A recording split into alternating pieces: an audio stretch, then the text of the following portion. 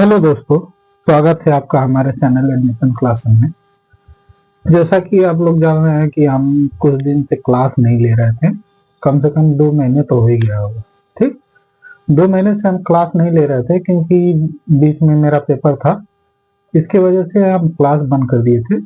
आज हम फिर से क्लास स्टार्ट कर रहे हैं। तो इसमें नवोदय और सीएचएस के जितने भी बच्चे हैं वो इस क्लास से जुड़ सकते हैं। और नवोदय का देखिए, अभी नवोदय का तो एग्जाम हुआ था, उसमें भी काउंसलिंग हो चुकी है। फिर नवोदय का फॉर्म आएगा। हाँ, तो पहले से अगर आप लोग तैयारी किए रहेंगे तो नवोदय वाले अगले सेशन में जब आपका पेपर होगा तो उस समय आपको पेपर देने में कोई दिक्कत नहीं होगी। किसी चीज की तैयारी पहले से की जाती है। कि नहीं कि पेपर आने वाला है तो तुरंत फार्म भरे तो तैयारी चालू करे, तब उस समय नहीं हो पाएगा। क्योंकि उस समय देखिए सिलेबस क्या होता है, सिलेबस बहुत ब्रॉड होता है। हाँ? सिलेबस बहुत ब्रॉड होता है। अब सिलेबस को आप लेके चलेंगे ना तो सिलेबस आपका खत्म नहीं हो पाएगा, तो आपको पता नहीं चलेगा कि नहीं कौन सा सिलेबस आप पढ़े हैं।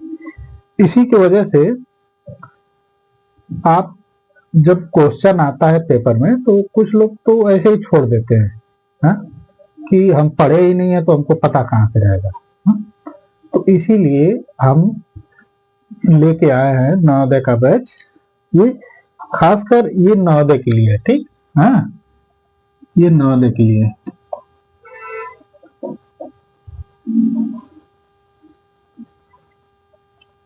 ठीक, ये नवोदय के लिए है।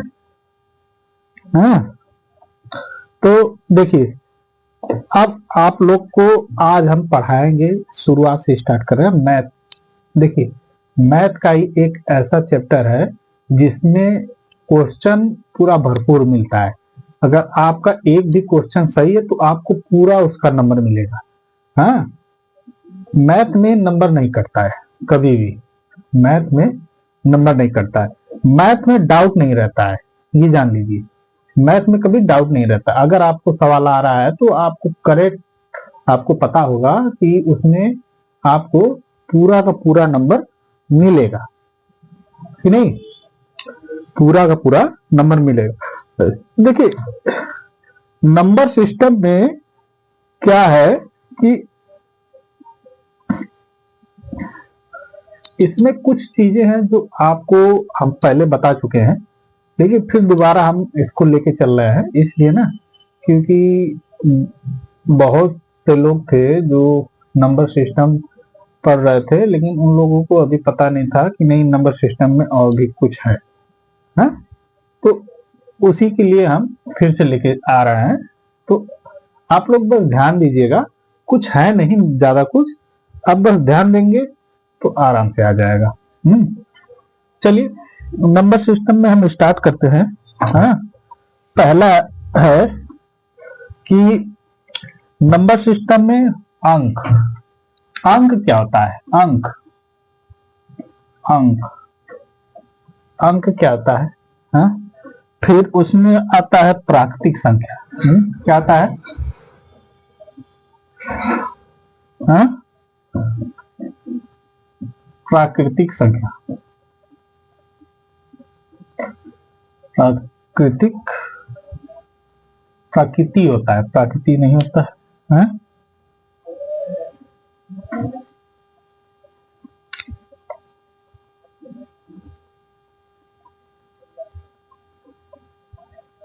प्रकृति, प्रकृत, हाँ, प्रकृत संख्या। ठीक, आता है सम संख्या, सम संख्या। ठीक, फिर आता है विषम संख्या, विषम संख्या। हाँ, फिर आता है अभाज्य संख्या। क्या आता है? अभाज्य संख्या। हाँ, सह हाँ, अभाज्य संख्या, ठीक। हाँ? आता है, फिर आता है परिमेय संख्या,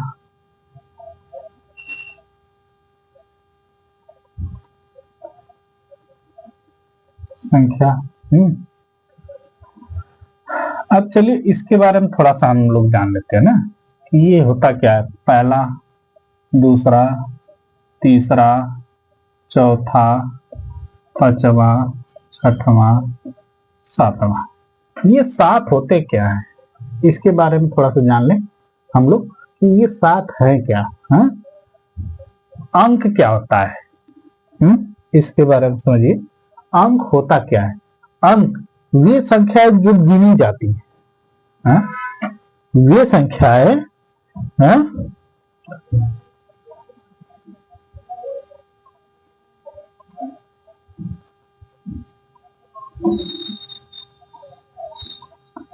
ठीक, वे संख्याएं जो गिनी जाती हैं, जैसे कि वो संख्या क्या है, 1 2 3 4 5 6 7 8 9, ये 9 संख्याएं हैं। हाँ? फिर आता है प्राकृतिक संख्या। प्राकृतिक संख्या क्या होता है? वे संख्याएं, हाँ, जिसके जिसके प्रयोग से हम किसी वस्तु को गिनते हैं। हाँ? ये तो अंक हो गए। हाँ? प्राकृतिक संख्या जिसके प्रयोग से हम उसको गिनते हैं। हम किसी चीज को गिनते हैं तो कैसे गिनते हैं? जैसे 1 2 3 4 5 6 7 8 9, हम कहें कि ये 12 दर्जन, 1 दर्जन, यानी 1 दर्जन में 12 केले हैं। ठीक, तो जो 12 केले हैं वो कैसे गिने हमने? हाँ? ये 1 और 2 को मिलाया तो 12 हुआ ना। हाँ? 1 और 2 को मिलाया 12 हुआ। लेकिन प्राकृतिक संख्या में 0 को भी शामिल किया जाता है। प्राकृतिक संख्या में 0 को भी शामिल किया जाता है। 0 को भी शामिल किया जाता है। जैसे अगर हम कहें 30, 3 और 0 मिलाए हैं 30 हो गया। हाँ? गिने हैं तब ना, किसी चीज को गिने हैं तब ना 30 हुआ है। ठीक, अब सम संख्या, वे संख्याएं जो 2 से विभाजित हो, वे संख्याएं जो 2 से क्या होती है, विभाजित होती हैं। ठीक, वे संख्याएं जो 2 से विभाजित होती हैं उन्हें सम संख्या कहते हैं। विषम संख्या वे संख्याएं जो 2 से विभाजित नहीं होती। हाँ? जो 2 से विभाजित नहीं होती है, नहीं होती है। ठीक, जो 2 से विभाजित नहीं होती हैं वो क्या होती हैं? विषम संख्या होती हैं। अभाज्य संख्या, अभाज्य संख्या क्या होती है?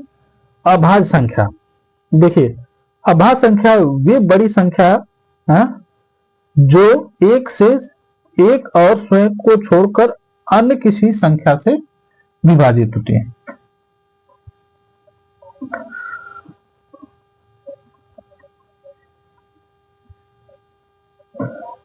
देखिए अभाज्य संख्या, एक चीज ध्यान दीजिएगा, अभाज्य संख्या, अभाज्य संख्या वे संख्या होती है जो 1 और स्वयं को छोड़कर किसी अन्य संख्या से क्या होती हैं? विभाजित नहीं होती हैं, वो अभाज्य संख्या होती है। हाँ? अभाज्य संख्या, जैसे हम कहें कि 3 है। हाँ? 3 किससे किससे हो रहा है? 1 से हो रहा है, विभाजित 1 से हो रहा है, फिर 3 से हो रहा है। 1 और 3 से, यानी 1 से हो रहा है और स्वयं से हो रहा है, 3 से हो रहा है, ये क्या हो जाएगी? अभाज्य संख्या हो जाएगी। फिर 5, 5 किससे होगा? 1 से होगा और 5 से होगा ना। और कोई संख्या है इसको 5 को काटने वाली? बताइए। 7, 7, 7 किससे होगा? 1 से होगा और 7 से होगा कि नहीं? हाँ? होगा ना। अब इसमें अगर हम देख लें 8 ले लेंगे तो 8 तो देखो किससे विभाजित, 1 से होता है, 2 से होता है, 4 से होता है, फिर 8 से होता है। हाँ होता है ना, ये तो नहीं होगा ना, 9 भी नहीं होगा। 10 10 किससे होता है, 10 अका है कि नहीं, 10 10 मान लीजिए 10 ले लेते हैं। 10 जब लेंगे हम तो एक चीज का ध्यान देखेंगे कि 10 5 से हो रहा है कि नहीं विभाजित। हाँ 5 से हो रहा है, यानी 1 से हो रहा है और 5 से हो रहा है और 5 से हो रहा है और 10 से हो रहा है, यानी ये कितनी संख्याओं से हो रहा है, ये 3 संख्याओं से हो रहा है। लेकिन अभाज्य संख्या में क्या कहता है कि वो 1 से हो और स्वयं से हो, वो क्या होती है, अभाज्य संख्या होती है। अब अगला चलते हैं सअभाज्य संख्या।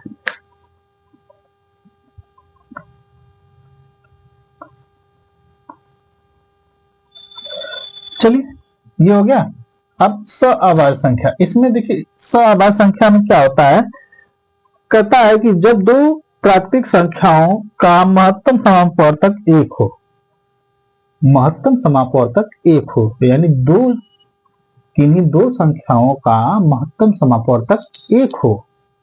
हाँ महत्तम समापवर्तक 1 हो। मस एक होता है लस लघुत्तम समापवर्तक, हाँ लस एक होता है मस, हाँ महत्तम समापवर्तक, लस और मस लघुत्तम समापवर्तक, मस यानी महत्तम समापवर्तक।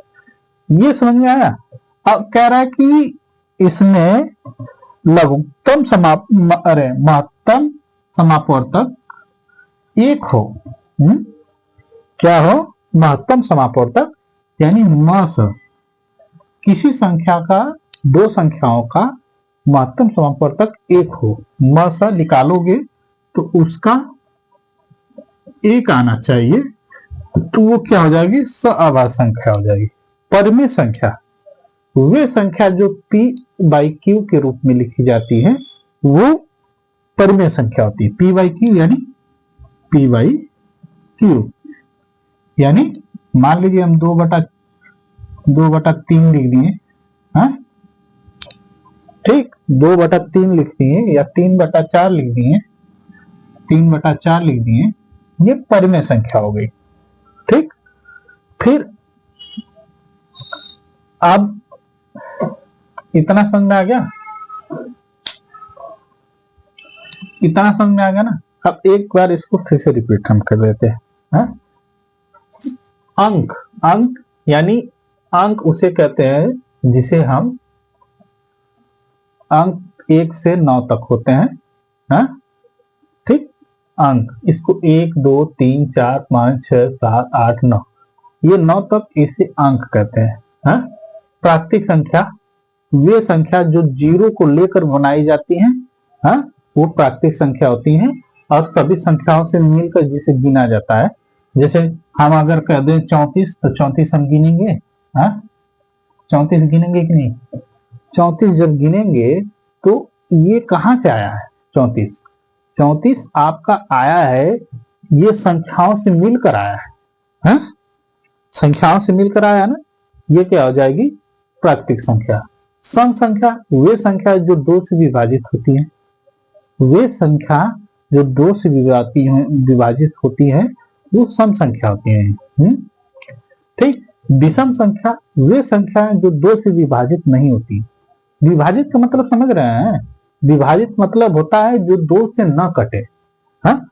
जैसे कि हम कह दें 2 से विभाजित यानी 24, बताइए 2 से भाग जा रहा है कि नहीं 24 में, हाँ 2 से भाग जा रहा है, 2 1 कम 2, 2 दूना के 4, 12 दूना के 24, हाँ ये कट गया, ये 4 ये भी कट गया, यानी 12 बार में ये कट गया, यानी ये 2 से चला जा रहा है या 24। और फिर कह रहा है कि जो 2 से विभाजित ना हो, हाँ जो 2 से विषम संख्या को बता रहा है, विषम संख्या जो 2 से विभाजित ना हो। अगर हम कहें कि 21 2 से विभाजित हो रहा है, हाँ मान लें हम कह लें 2 1 कम 2, ये तो कट गया, बचा 1। अब दशमलव लगाएंगे तब ना 0 बढ़ाएंगे, 10 होगा, यानी कितना आ जाएगा, 1.5 आएगा। पॉइंट में लाना है नहीं, हाँ, तो ये विभाजित नहीं हो रहा है, 21 विभाजित नहीं हो रहा है, तो ये क्या हो जाएगा, आपका विषम संख्या हो जाएगा। समझ में आया? हाँ, समझ में आया कि नहीं आया, बताइए। हाँ, देखिए, इसको समझने के लिए बहुत ज्यादा आप लोग वो मत ध्यान मत दीजिए कि नहीं, हमको एकदम समझ में आना ही चाहिए। हाँ, बहुत ज्यादा समझने की जरूरत नहीं है इसमें बस आप लोग को बस इतना याद रहना कि सम संख्या क्या होती है, विषम संख्या क्या होती है, बस इतना याद रखना। अभाज्य संख्या, अभाज्य संख्या हमने बताया जो एक और स्वयं से करती है वो अभाज्य संख्या होती है। हाँ, सभाज्य संख्या जिसका म स एक आए, म स हम यहाँ पे लिख दें कि एक आए, म स एक आए, म स एक आए, तो वो क्या हो जाता है, स अभाज्य संख्या। परिमेय संख्या, परिमेय संख्या क्या होती है, जो p बाई क्यू के रूप में लिखी जाती है वो परिमेय संख्या होती है। हाँ, अभाज्य संख्या होती है। हाँ,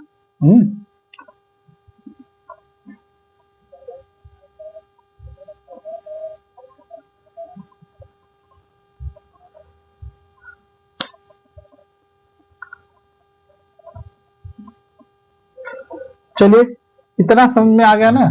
अब चलते हैं थोड़ा सा आगे। हाँ, अब इसको मिटाते हैं, चलते हैं थोड़ा सा आगे। हाँ, इतना तो सबको समझ में आ गया होगा, जहां तक उम्मीद है हमको। बताइए।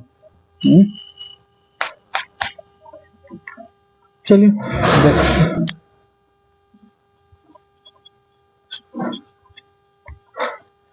देखिए, जो हम बता रहे हैं ना, हाँ, परिमेय संख्या, ये कोई ऐसा नहीं है कि नहीं आप लोग नहीं जानते हैं। हाँ, आप जितने बच्चे भी 6 क्लास में पहुंच गए हैं, नवोदय की तैयारी कर रहे हैं, उनको अगर ये भाज्य संख्या अभाज्य संख्या ना आए तो क्या मतलब निकलेगा, बताइए। हाँ, सम संख्या विषम संख्या जिसको नहीं पता रहेगा, 6 में चला गया, तो बताइए वो कैसे एग्जाम क्वालिफाई करेगा नवोदय का। इसीलिए कहते हैं नवोदय पढ़ना है तो आप लोग को थोड़ा सा पहले का जो पढ़ाया गया है पिछली कक्षाओं में, उसका आपको ध्यान में रहना चाहिए। ठीक, अब चलते हैं बड़ी संख्या और छोटी संख्या के बारे में हम लोग थोड़ा सा ध्यान दे देते हैं। हाँ, मान लीजिए कह दें कि 2 अंकों की बड़ी संख्या। हाँ, मान लीजिए क्वेश्चन हम एक लेके चलते हैं, कह दें 2 अंकों की सबसे बड़ी संख्या, सबसे बड़ी संख्या। ठीक, सबसे बड़ी संख्या, 2 अंकों की सबसे बड़ी संख्या। अच्छा, 2 अंकों की सबसे बड़ी संख्या, अगर 1 अंकों की सबसे बड़ी संख्या, 4 अंकों की सबसे बड़ी संख्या, 5 अंकों की सबसे बड़ी संख्या, ये हमेशा क्वेश्चन पूछता है। कभी भी आप लोग मैथ का नवोदय का पेपर देने जाएंगे, उसमें एक क्वेश्चन ये जरूर पूछता है कि 3 अंकों की, 4 अंकों की, 5 अंकों की सबसे बड़ी संख्या कौन होती है, छोटी संख्या कौन होती है। देखिए, आप ध्यान दीजिएगा। हाँ, अब मान लीजिए कहते 1 अंकों की सबसे बड़ी संख्या, 1 अंकों की सबसे बड़ी संख्या, 1 अंकों की सबसे बड़ी संख्या। हाँ, बड़ी संख्या, बड़ी संख्या, 1 अंकों की, हाँ, 1 अंक की सबसे बड़ी संख्या क्या हो जाएगी, 9 हो जाएगी। ठीक, अब उसी प्रकार कहते हैं हम 1 अंक की, 1 अंक की सबसे छोटी छोटी संख्या। ठीक, छोटी संख्या। अब देखिए एक अंक की सबसे छोटी संख्या क्या हो जाएगी? एक हो जाएगी। एक अंक की सबसे छोटी संख्या एक हो जाएगी। अगर वही पूछ दे दो अंक की सबसे छोटी संख्या, ठीक, 2 अंक की सबसे छोटी संख्या क्या हो जाएगी? 10 हो जाएगी। 2 अंक की सबसे छोटी संख्या 10 हो जाएगी। अब इसी प्रकार जैसे 2 अंकों की सबसे बड़ी संख्या पूछा है, तो आप जानिए एक अंकों की सबसे बड़ी संख्या 9 है, 2 अंकों की सबसे बड़ी संख्या 10 है, हा? तो अगर हम 2 अंकों की सबसे बड़ी संख्या कर देंगे तो क्या हो जाएगा? 99। यहाँ पे 99 लिख दीजिए।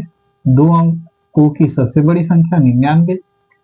अब देखिए 99 के बाद आता है 100। 100 में 3 हो जाएगा, ये 3 संख्या हो जाएंगी। हाँ, एक चीज और ध्यान दीजिएगा, कभी भी संख्या पढ़ते हैं ना, संख्या का स्थान जो उसका स्थान होता है, मान लीजिए हम लिख दें 2 4 6 8 3। हाँ? अब इसको हम पढ़ेंगे कैसे? इसको हम पढ़ेंगे, ये टोटल है कितना? मान लीजिए हम पढ़ दें इसको 24,683, यही है ना? 24,683 यही है ना?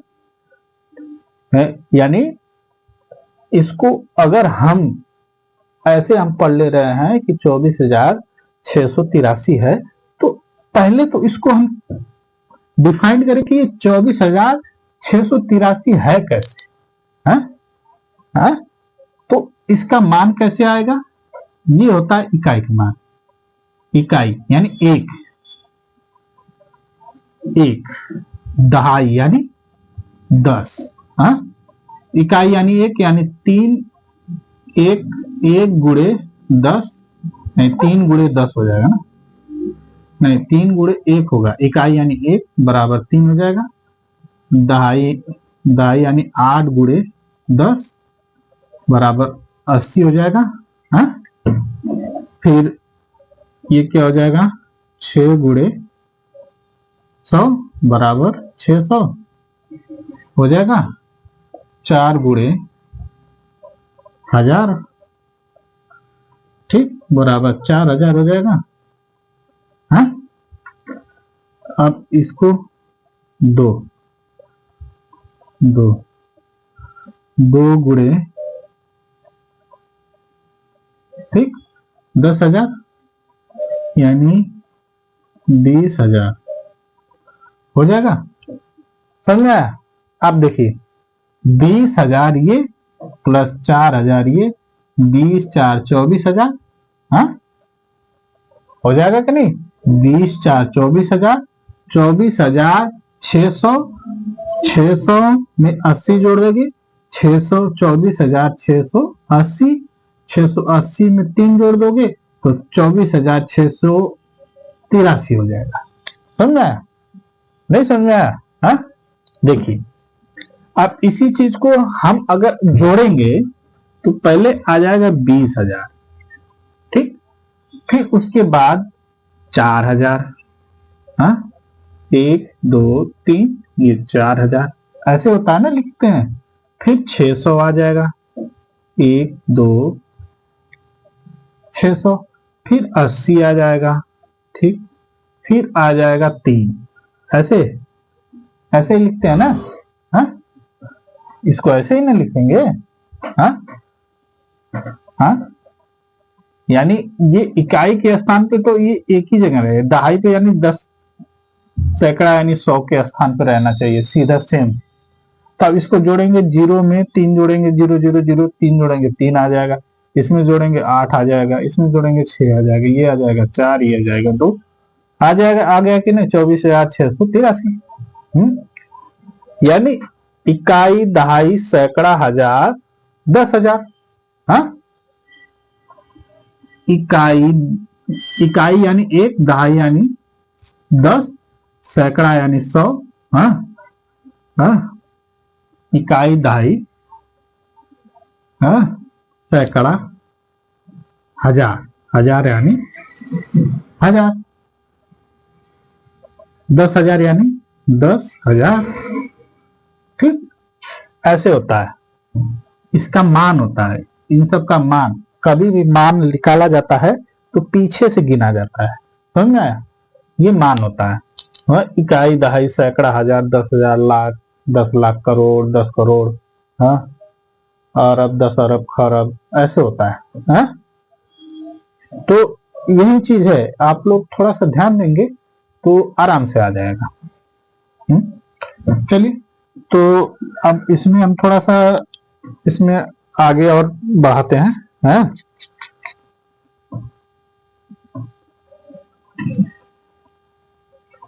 चलिए देखिए, ये तो स्थानीय मान आप लोग को 2 या 3 में पढ़ाया गया होगा यार, है कि नहीं? 2-3 में पढ़ाया गया है कि नहीं स्थानीय मान?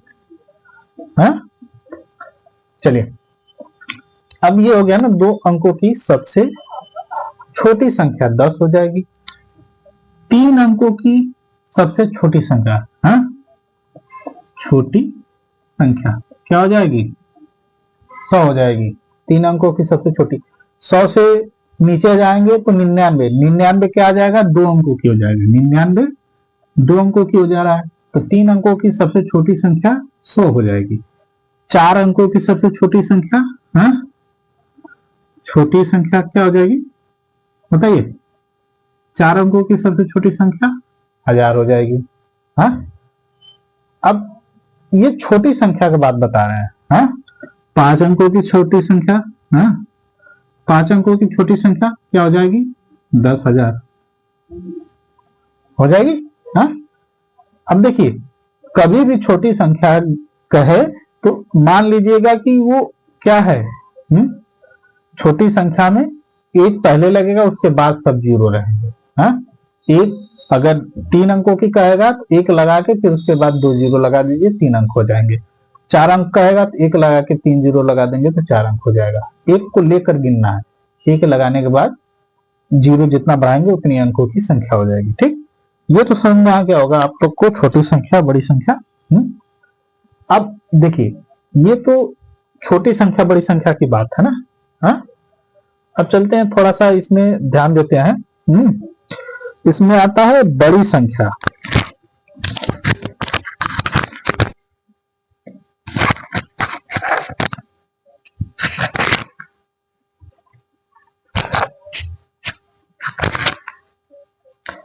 चलिए देखिए, ये तो छोटी संख्या का हो गया। हाँ, अब इसमें आता है बड़ी संख्या।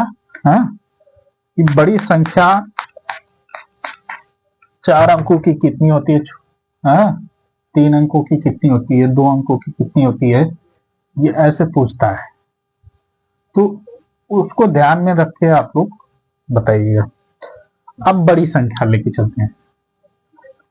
मान लीजिए, ये तो कहा है 2 अंकों की बड़ी संख्या, हमने 99 कर दिया। एक अंकों की, हाँ, 1 अंकों की बड़ी संख्या, ठीक, 1 अंकों की बड़ी संख्या 9, 2 अंकों की क्या हो जाएगा? 99, 3 अंकों की, देखिए ये जो हम लाइन खींच रहे हैं ना, ये समझ ले यही चीज नीचे हम ऐसे सेम लिखे हैं, इसका मतलब यही होता है। ठीक, 3 अंकों की 999 हो जाएगा। 4 अंकों की, हाँ, 4 अंकों क्या हो जाएगा? 9999। अगर बड़ी संख्या का है तो 9 सबसे बड़ी संख्या है, तो 9 को उतनी बार लिख दीजिए जितनी बार कहा है, वही सबसे बड़ी संख्या हो जाएगी। छोटी संख्या कहेगा तो छोटी संख्या में आप क्या करेंगे कि उसी संख्या को, जो संख्या है उसी संख्या को आप क्या करेंगे, छोटी संख्या में वो 1 लिखकर उसके आगे 0 बढ़ा देंगे। समझ में आया? छोटी संख्या कहेगा तो 1 लिखेंगे, फिर उसके बाद 0 बढ़ाएंगे, तब वो सबसे छोटी संख्या रहेगी। अगर बड़ी संख्या कहेगा तो अंकों में सबसे बड़ी संख्या 9 होती है, तो 9 को जितनी बार लिखेंगे वो सबसे बड़ी संख्या होगी। समझ में आ गया? इसमें एक क्वेश्चन भी आता है, कहता है कि 3 अंकों की सबसे बड़ी संख्या और 3 अंकों की सबसे छोटी संख्या का अंतर कितना है, यही पूछता है ना। कह दे कि 3 अंकों की सबसे बड़ी संख्या और -3 अंकों की सबसे छोटी संख्या का अंतर पूछेगा। अंतर, अब देखिए ये 999 इस 100 है। अब इसको हम घटाएंगे, इसमें से ऐसे ही घटाते हैं आप लोग ना, ये हो जाएगा 9, ये हो जाएगा 9, ये हो जाएगा 8, यानी इसका अंतर क्या आ जाएगा, 899 आ जाएगा। समझ, 899 आ जाएगा, इसका अंतर आ जाएगा। हाँ, इसी प्रकार में जब पूछ लेता है कि 3 अंकों की बड़ी संख्या, 4 अंकों की बड़ी संख्या, 5 अंकों की बड़ी संख्या, 7 अंकों की बड़ी संख्या और 2 अंकों की सबसे छोटी संख्या, 4 अंकों की सबसे छोटी संख्या का अंतर, जब अंतर पूछेगा ना तो अंतर में माइनस किया जाता है। समझे? अंतर में माइनस किया जाता है, और अन्यथा जब कभी भी पूछेगा बड़ी संख्या तो बड़ी संख्या में 999 लिखेंगे, छोटी संख्या कहेगा तो 1 के बाद 0 लगाएंगे, जितनी संख्या पूछेगा। ठीक, तो इतना सबको पता हो गया होगा। अब थोड़ा सा इसमें ना कुछ सूत्र हैं, उसको भी हम बता देते हैं सूत्र को, क्योंकि इस जो हम चैप्टर पढ़ा रहे हैं ना संख्या पद्धति, इसमें वो सूत्र लागू होगा। हाँ, जब लागू होगा तो आपको वो सूत्र पता रहेगा, तो आसानी से आप लोग कोई भी सवाल लगा लेंगे। जैसे मान लीजिए कह दे कि प्रथम n प्राकृतिक संख्याओं का योगफल, क्या कहे, हाँ, प्रथम n प्राकृतिक संख्याओं का योगफल। ठीक, अगर ऐसे पूछेगा प्रथम n प्राकृतिक संख्याओं का योगफल, तो इसका सूत्र होता है n कोष्टक में n + 1/2। ठीक, ये सूत्र होता है n कोष्टक में n + 1/2। ये क्या है, ये प्राकृतिक संख्याओं का योगफल है। हाँ, योगफल यहां पे लिख लीजिए, योगफल फल। ठीक, अब इस पे एक क्वेश्चन हम लेके चलते हैं, तब आप लोग को समझ में आएगा कि क्या कह रहा है। मान लीजिए कह दे कि प्रथम 20 प्राकृतिक संख्याओं का योगफल क्या होगा। कह दे प्रथम, क्वेश्चन लेके चलते हैं। हाँ, प्रथम 20 प्राकृतिक संख्याओं का योगफल क्या होगा। ठीक, देखिए प्रथम 20 प्राकृतिक संख्याओं का योगफल क्या होगा, तो देखिए इसमें प्रथम n यानी 20 को हम क्या मानेंगे, n मानेंगे। हाँ, n क्या होगा, n बराबर 20। ठीक, n जहां है वहां हम क्या रखेंगे, 20 रखेंगे, तो क्या हो जाएगा 20 कोष्टक में 20 + 1/2 हो जाएगा।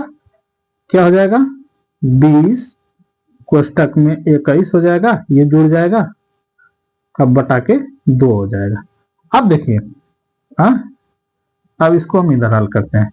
देखिए 20 और 21, ये कोष्टक हटेगा, गुणे का चिन्ह हो जाएगा, 20 गुणे 21 बटा के 2 हो जाएगा। अगर चाहें तो हम यहीं पे काट लेते हैं, 2 एकम 2, 2 दाने 20, हाँ यानी आप इसका इसमें हम गुणा कर देंगे, हाँ क्या हो जाएगा 210 आ जाएगा, आएगा कि नहीं 210, ये आ जाएगा आंसर। ठीक ठीक, ये इसका आंसर आ जाएगा 210।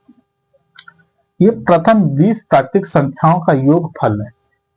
अब प्रथम 20 प्राकृतिक संख्याओं का योगफल, ये बात समझिए, योगफल का है ना, योगफल का मतलब समझ रहा है, जोड़ना, हाँ जोड़ना। हम कहें 1 2 3 4 5 6 7 8, ये 8 संख्या है ना, हम इसको जोड़ेंगे 3 3 3 6 4 10 5 15 15 6 21, हाँ 21 और 7 29 29 8।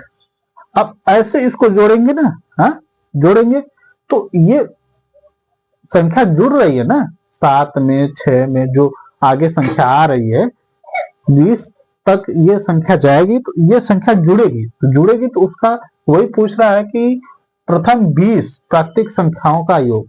प्राकृतिक संख्या हमने बताया था क्या होता है, वो संख्या जो गिनी जा सकती हैं, हाँ जैसे क्रमबद्ध गिनी जा सकती हैं, वो क्या है प्राकृतिक संख्या। तो हम इसको जब एक में 1 के बाद 2 आया तो 1 और 2 जोड़े हैं तो 3 आया, 3 फिर 2 के बाद 3 आया है तो ये 3 तो हो ही गया था, फिर 3 जोड़े हैं तो 6 आ गया, यानी हमारा इतने दूर में 3 संख्या में 6 आ गया, हाँ 6 आ गया, यानी इसको जोड़ने पे हमारा 6 आया। तो यही कह रहा है 20 प्राकृतिक संख्याओं का योग क्या होगा, तो हमने उसी का निकाल दिया, कितना आया था 210 आया। इसी प्रकार मान लीजिए एक और क्वेश्चन हम करते हैं, इसको मिटा देते हैं ना।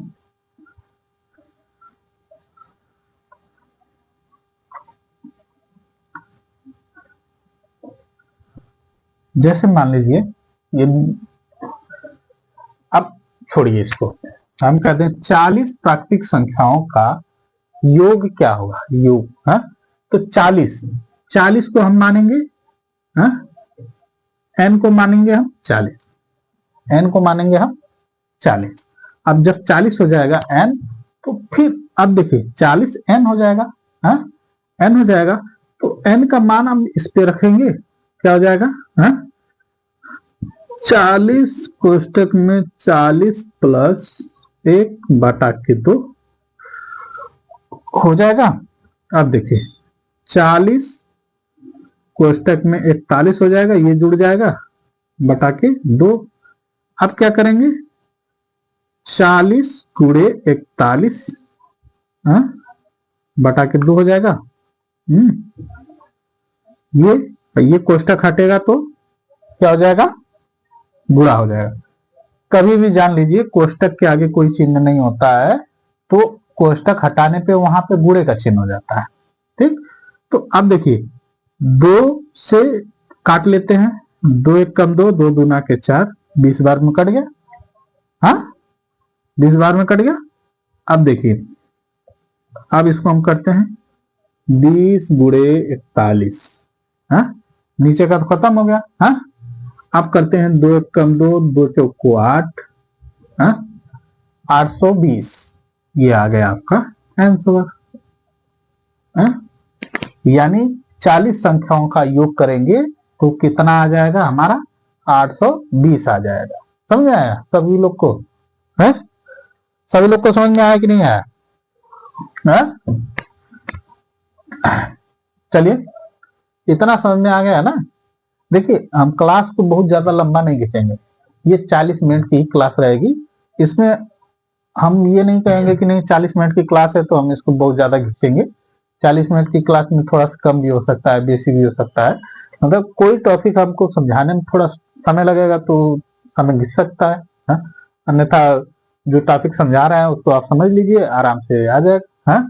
लेकिन एक चीज ध्यान दीजिएगा, जो भी बच्चे नवोदय और सीएचएस की तैयारी कर रहे हैं ना, तो उन लोगों को हम एक चीज बता दें, जो चीज हम पढ़ा रहे हैं इसको आप ध्यान से, नवोदय वाले तो लिख के ले लीजिए कि जो भी चीज हम पढ़ा रहे हैं ना, ये तो कंफर्म है कि क्वेश्चन इसमें से बनना ही बनना है, इससे अलग क्वेश्चन नहीं आएगा, हाँ? मैथ में इससे अलग क्वेश्चन नहीं आएगा। देखिए क्वेश्चन आता कैसे है, इसका भी एक कारण है। जैसे कि हम कोई भी चीज पढ़ा रहे हैं ना, ये 20 तक की प्राकृतिक संख्या है, अब इसमें हम 40-20 बता दिए, आप सोचेंगे कि नहीं यही देगा, नहीं, ये नहीं देगा। अब कह देगा कि यहाँ 110, हाँ, कह देगा 110 तक की प्राकृतिक संख्याओं का योग, ऐसे पूछ देगा, हाँ? आप कहेंगे हम तो 20 से 30 तक 40 तक पढ़े थे, ये 110 कैसे कर दिया है? तो आपको बस याद रहना चाहिए ये फार्मूला, हाँ? ये फार्मूला याद रहना चाहिए। जब ये फार्मूला आपको याद रहेगा तो आसानी से ऐसे रखेंगे, आराम से ये इसका मान आ जाएगा, समझा गया, हाँ? कोई ये नहीं है कि नहीं आप लोग को इतना ना समझ में आया, आराम से समझ में आएगा, समझा? आराम से एकदम समझ में आएगा, इसमें कोई डाउट नहीं है, बस थोड़ा सा ध्यान लगाएंगे तब। ऐसे नहीं कि आप लोग, हम पढ़ा दिए हैं, आप लोग ध्यान नहीं लगाएंगे तो फिर कैसे आएगा? चलिए ये समझ में आ गया। तो एक और इसमें हम वो बता दे रहे हैं,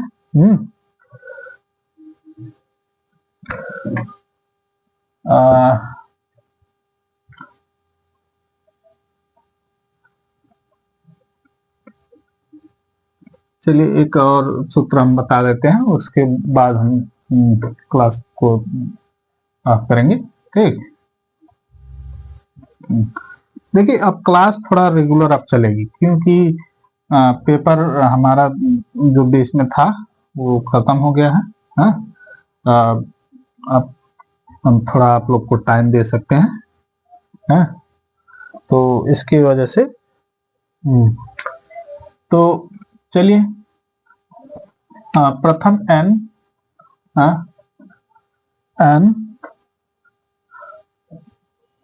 प्राकृतिक संख्याओं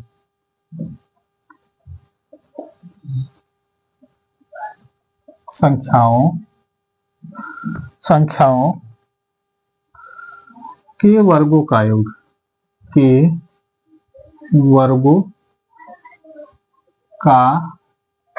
योग, ठीक? योगफल, ठीक? योगफल। देखिए ध्यान दीजिएगा, हमने कहा कि n तक की प्राकृतिक संख्याओं के वर्गों का योगफल। अब ये वर्गों का योगफल का है तो इसमें क्या हो जाएगा, हाँ? n कोष्टक में n प्लस 1, फिर दूसरे कोष्टक में n प्लस 2n है ना, 2n प्लस 1 बाई क्या हो जाएगा, 6 हो जाएगा, है 6 हो जाएगा, ये हो जाएगा, है? अब वर्गों का योगफल कहेगा तो ये सूत्र आपको याद है, क्या हो गया, वर्गों का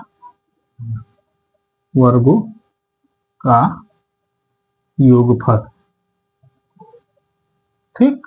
वर्गों का योगफल, अगर वर्गों का योगफल पूछेगा तो ये सूत्र लगेगा। अब इसी पे एक क्वेश्चन हम लेके चलते हैं, कह दे कि प्रथम क्वेश्चन है, प्रथम 20 तक की संख्याओं के वर्गों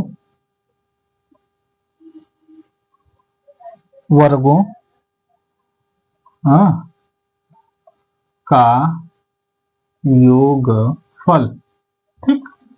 वर्गों का योगफल। तो सेम यही चीज रखना है, n बराबर 20 हो जाएगा, फिर n का मान यहाँ पे रख देंगे क्या हो जाएगा 20 कोष्टक में 20 प्लस 1 2 गुणे 20 प्लस 1 बटा के 6 हो जाएगा। हाँ देखिए अब आपको ये पता है कि अब इसका हम करेंगे तो क्या हो जाएगा 20 कोष्टक में 21 हो जाएगा। अब देखिए 20 गुना के 40 होता है तो क्या हो जाएगा 40 प्लस 1 41 हो जाएगा। 41 हो जाएगा। हमने 41 कैसे किया है? एक रूल होता है, काको पहले काटिए ता पीछे दो भाग, गुणा करो धन जोड़ दो, ऋण को दियो घटा। यानी एक बोर्ड मास का नियम होता है, उसमें क्या कहता है, उसमें कहता है पहले कोष्टक, फिर भाग, फिर गुणा, फिर प्लस, फिर माइनस, ये रूल होता है।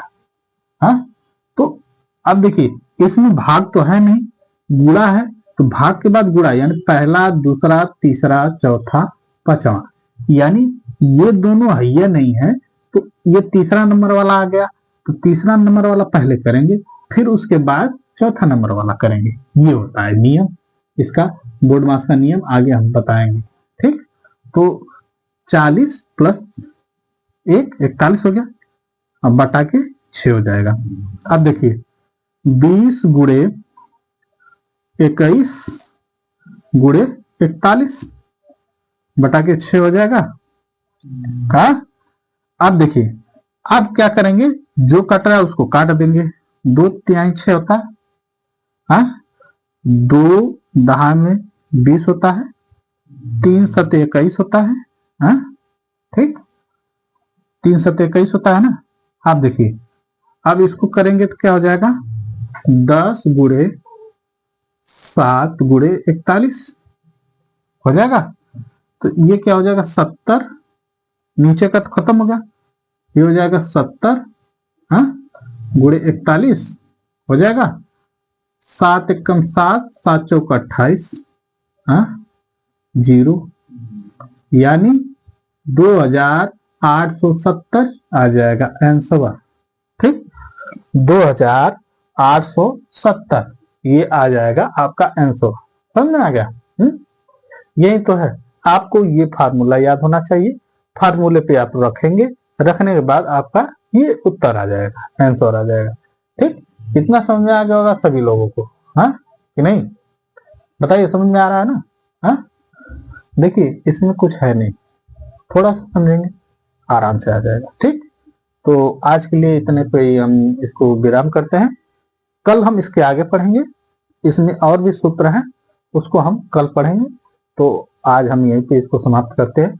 जितने लोग भी हमारे चैनल पर नए हैं, जुड़े हुए हैं, वो इस चैनल को लाइक करें और सब्सक्राइब और शेयर करें। जितने लोग नवोदय पढ़ना चाहते हैं या शिक्षक की तैयारी करना चाहते हैं, इसको उन बच्चों तक शेयर करिए जो नवोदय और शिक्षक की तैयारी कर रहे हैं, उनको शेयर करिए और उनको कहिए कि ये वीडियो आप ध्यान से पढ़िए, इससे आपको ये जानकारी मिल जाएगी कि नहीं कैसा क्वेश्चन आता है। और ये हम गारंटी लेते हैं कि जितने भी नवोदय के बच्चे हैं अगर हमारा जो हम पढ़ा रहे हैं वो सेशन अगर वो रेगुलरली पढ़ ले रहे हैं बढ़िया से, तो कंफर्म है कि उन लोगों का नवोदय क्वालिफाई हो जाएगा, वो नवोदय उन लोग का निकल जाएगा। ठीक, तो आज के लिए इतना ही, धन्यवाद, जय हिंद, जय भारत।